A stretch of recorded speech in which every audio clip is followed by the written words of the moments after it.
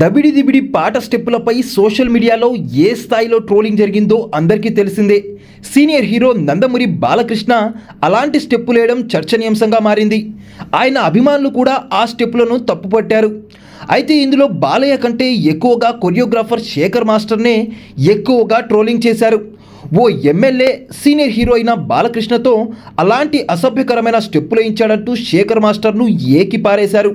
మరికొంతమంది నెటిజన్స్ అయితే కూతురు వయసున్న ఊర్వశి రౌతేలాతో బాలయ్య అలాంటి స్టెప్పులేయడం అసభ్యకరంగా ఉందని కామెంట్స్ చేశారు. అయితే ఈ ట్రోలింగ్ని చిత్ర యూనిట్తో సహా బాలయ్య కూడా పెద్దగా పట్టించుకోలేదు.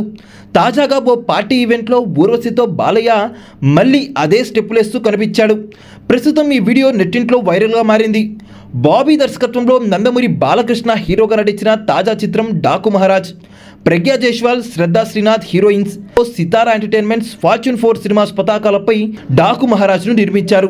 తమన్ సంగీతం అందించిన ఈ చిత్రం సంక్రాంతి కానుకగా జనవరి 12న ప్రేక్షకుల ముందుకు వచ్చి సక్సెస్ఫుల్గా రన్ అవుతుంది. సినిమాకు పాజిటివ్ టాక్ రావడంతో యూనిట్ అంతా పార్టీ చేసుకున్నట్లు తెలుస్తుంది. ఈ సందర్భంగా ఊర్వశితో బాలయ్య స్టెప్పులేస్తూ కనిపించాడు. దబిడి దిబిడి పాటకు డాన్స్ చేస్తూ మళ్ళీ అసభ్యకరమైన స్టెప్పులేశారు. బాలయ్య ఆ స్టెప్పులేస్తూ ఆమె దగ్గరకు రాగానే ఊర్వశి పక్కకు వెళ్ళిపోయింది. అయితే ఈ వీడియోని ఊర్వశి తన ఇన్స్టాలో పోస్ట్ చేయడంతో అది కాస్త వైరల్గా మారింది ప్రస్తుతం.